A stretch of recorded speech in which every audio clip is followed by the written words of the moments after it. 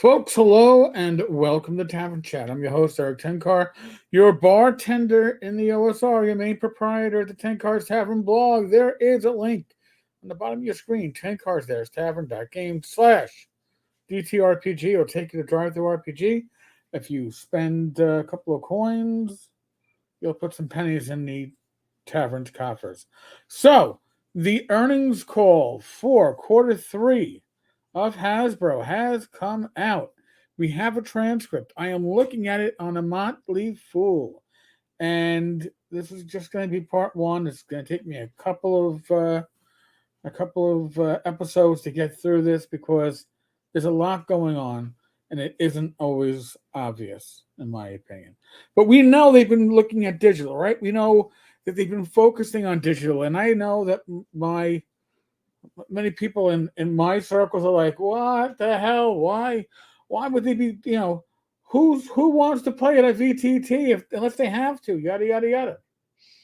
I'm going to show you the answers to some of your questions or to some of your issues. I'll tell you why. So Andrew Erkwitz, analyst. Hey, thanks for my question, Chris Cox. I guess this question is probably for you because I think you were here, Hasbro/WotC, when the game started. What game was that? Baldur's Gate 3. And there's other Baldur's Gate 3 stuff that I'm going to go over in later installments of this series. Licensing games from toys and movies isn't anything new, but it feels like we're seeing bigger and better successes today. Okay. Just curious why you think that is and what is Hasbro doing to enabling that? Thank you. Licensing games from toys and movies isn't really anything new. It isn't, but what's the difference? You'll get into that. Hey, yeah, no worries, Andrew. Yeah, Baldur's Gate 3 was my first deal at Wizard of the Coast. I think I went out to Ghent and had dinner with Sven and at Larian in the fall of 2016, and we inked the deal in 2017. So I'm pretty proud about how everything kind of turned out. That's nice to see when you make a long-term bet. I think what you saw this year with video games and mobile games and movies, mobile and video, important.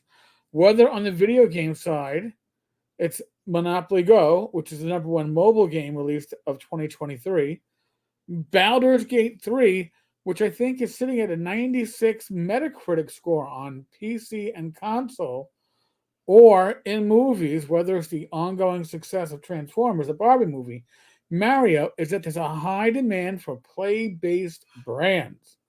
Play-based brands are really becoming the dominant brands about how people engage and what people love.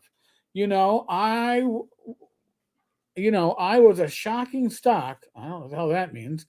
That I should have known better because it just mimics my lifestyle. Circana, and I had to look up Circana.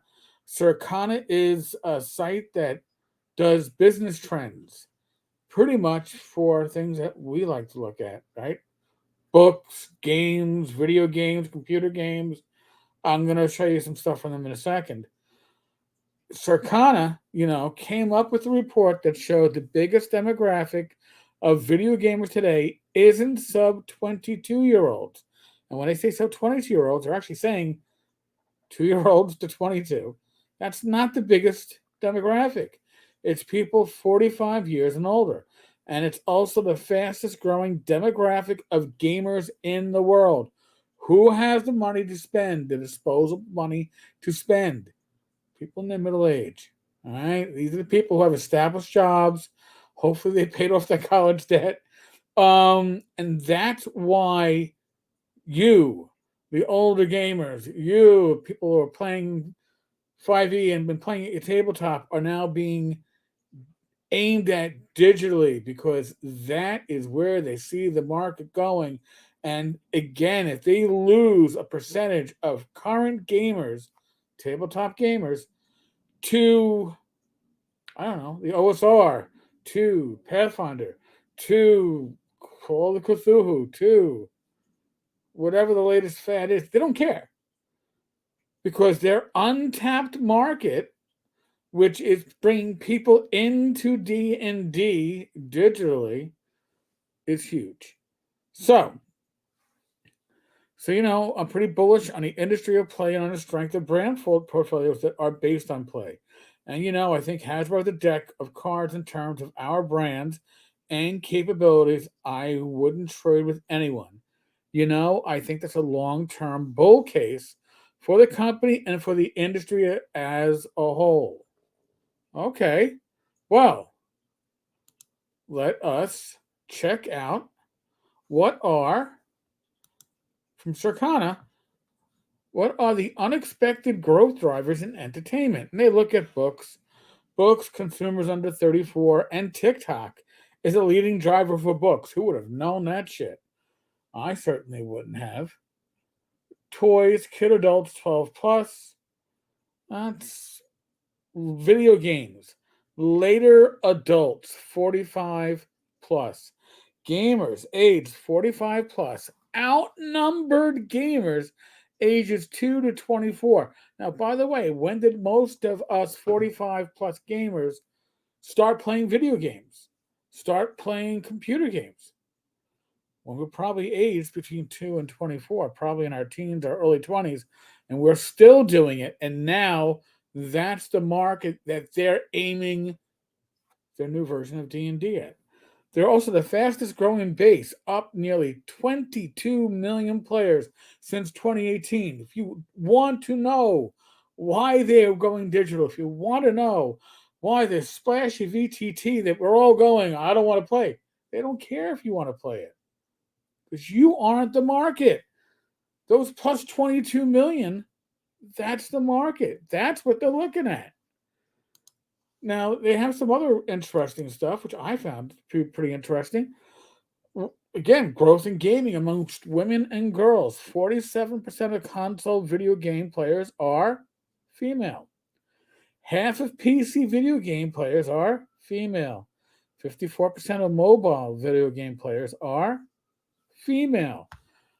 So, again, some of us get offended. I'm not offended, but I play much of my gaming on VTTs.